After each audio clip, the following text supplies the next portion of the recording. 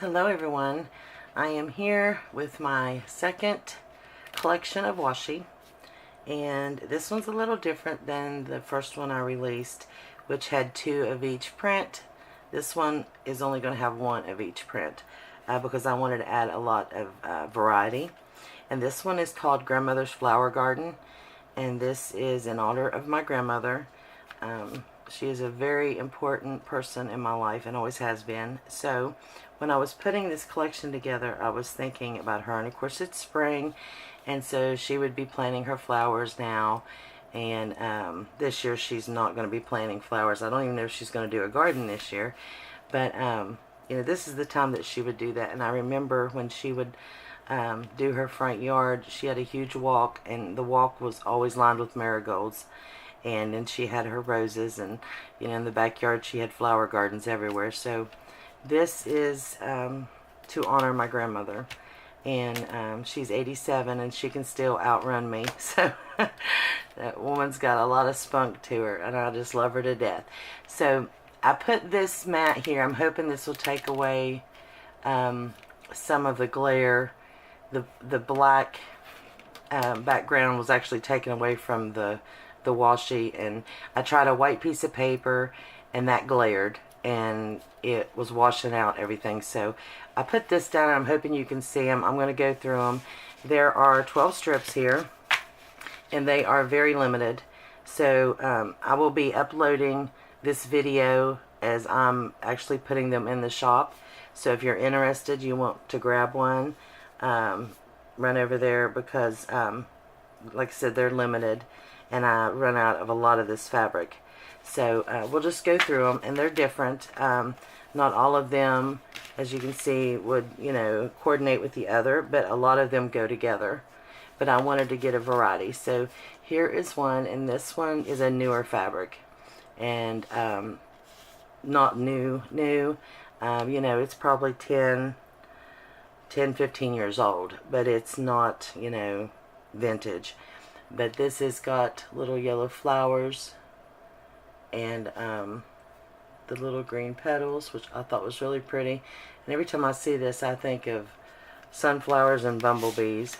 I don't know why, but I guess because of the black and yellow. And then this has just got some little green, teeny tiny flowers on it. And this is like a real light, maybe like a sage green. And this one, which very country, I think, is blue. It's like a country blue, and then it's got little orange flowers on it, then little white flowers too. You see that? This one's one of my favorites, and I really don't know why, but it is. And it's got the white and the peach like flowers, and there's some like, I don't know, mustard colored maybe, and some blue ones. So I really like that. And I love this one. Love it. I run out of this fabric, and so that's why I ended up only doing so many collections, because, or so many sets of this collection, because I run out of this fabric and one of the other fabrics. But I think that's really pretty. And this is like a seafoam green, or yeah, I'd say it's a seafoam, if you know what that is. And then here's some pink flowers. I think this is really shabby chic, and I love this one. And then here is, it's like a peach, between a peach and a pink, if you can see that. Little flowers, and every one of them are floral. And then here is a darker green with pink flowers, and then some lighter pink flowers. And then this one has purple little flowers with the pink stems.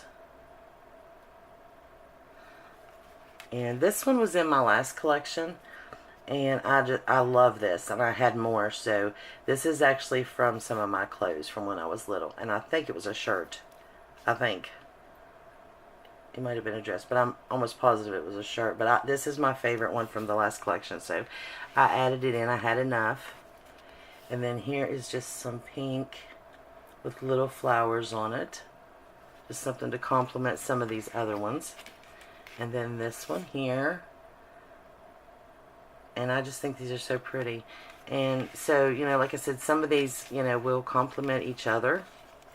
But, of course, this wouldn't go with this.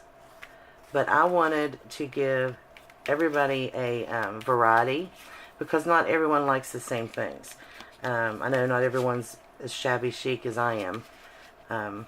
I would just have a shabby chic and that was it. You know, so I wanted to get a variety in here. I'm hoping you guys can see these well. So this is the new collection. Like I said, it's called Grandma's Flower Garden. There are 6 feet of this washi. There's 12 strips. They are 6 inches by 1.8 inches, which is almost 2 inches. And I am actually going to show you guys how to make washi if you are interested in making your own with some of your clothes or something that, you know, you really like. And we're going to do that right now. One thing I will tell you is, of course, your technique will be a little bit different than mine, because I do mine in bulk, because I sell mine. So when you're doing yours, you wouldn't have to do yours exactly, you know, the way I would do mine, or as much, of course. So let's do that real quick. And I'm working around a tripod, so bear with me here as I try to do this. First, I'm going to show you what you need. And I've done lost my piece of fabric. We're going to use this fabric here, and this is in the collection. And this is the adhesive. Let me raise the tripod a little bit. There we go. Okay, this is the adhesive we're going to use, and it's called Sure Tape. And this is a double-sided adhesive, and it is the indoor-outdoor carpet tape. And I get this at Lowe's. It's $10 a roll, and it looks like this. And I will tell you, I've tried other double-sided adhesives. You want something good. You want something that's very strong, because otherwise, think of it this way. If it's repositionable tape and it's going to come off your paper, it's going to come off your fabric. Okay, you don't want it to come off your fabric, so you don't want it to be repositionable. So you really want a strong tape. Now, even though this is strong and it seems thick, it's not thick at all. Once you take the backing off, it is nice and thin. So you get, see, it's very flimsy, like flexible is what I'm trying to say, you know. And so on the video that I did showing you tips on how to use your fabric washi, I showed that you could even put it in a Bible, and on the pages it does not weigh the Bible pages down. So that's what you use. That's the big secret of the adhesive. So I'm gonna show you how I do mine. And of course, like I said, I do mine a lot at a time, because I'm, you know, making it and selling it. But if I was just wanting to do a piece for myself, you know, this is what I would do. So you're going to turn your fabric over, of course, and you would want to iron it, and you would probably want to cut all the little fringes off. See all the I can't even think, strings. Cut all that off, because you don't want to get that in your tape, because if you do, then you've got to cut that whole piece of tape off. And I will tell you, I'm very wasteful when it comes to this. I'm terrible, but it's hard when you're doing a lot. So you're just going to take your adhesive, okay, and you would put down however much you wanted. Now, if I was doing this, I would, you know, to sell for my collection, I would go all the way down, because I would want to get as much as I can. But for this video, I'm just going to do a small piece, because it's kind of difficult to work around a tripod.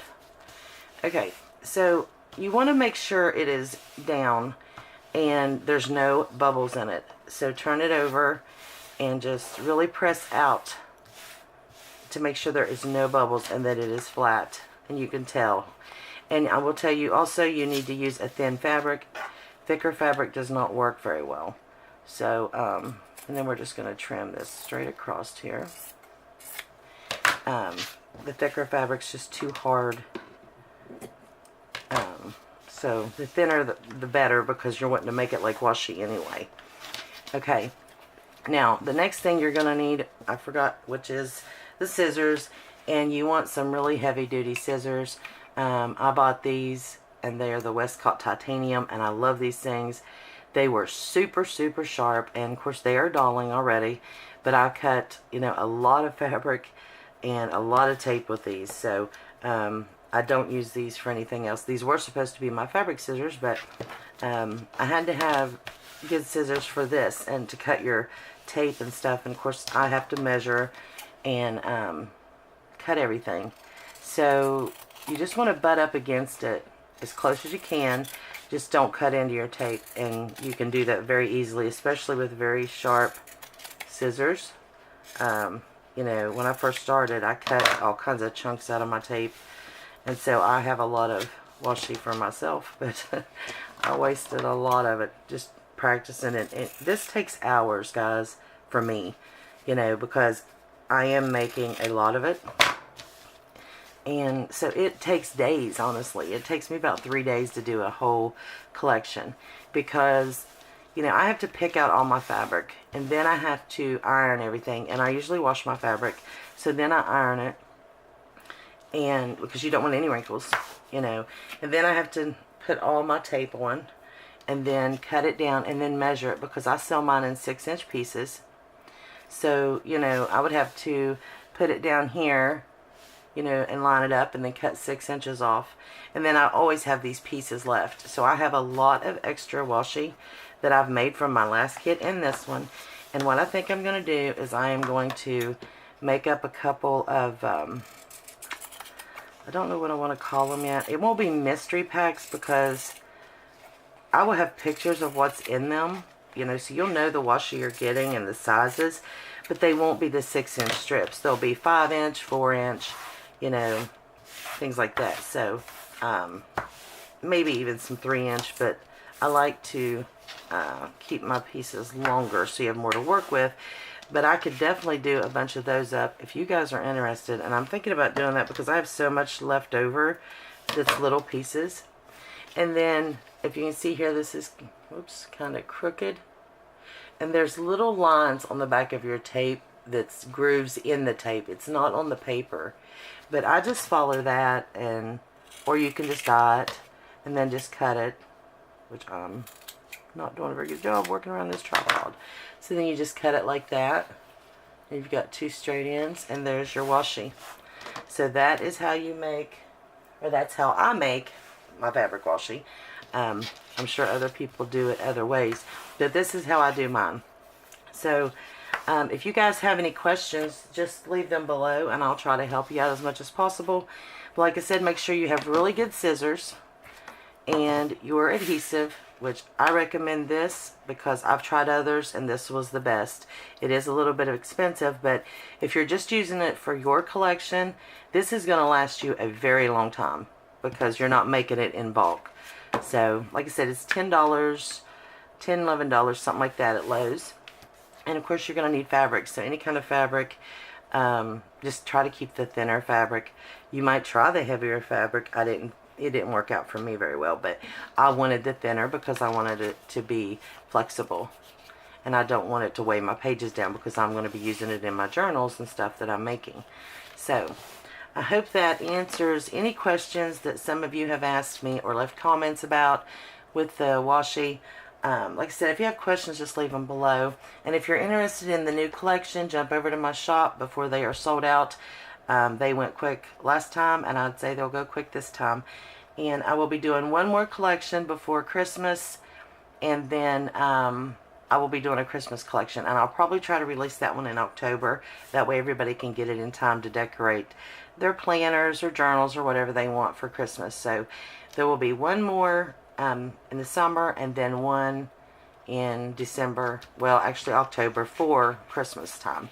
So I hope you guys liked this video, and if you did, please give me a thumbs up.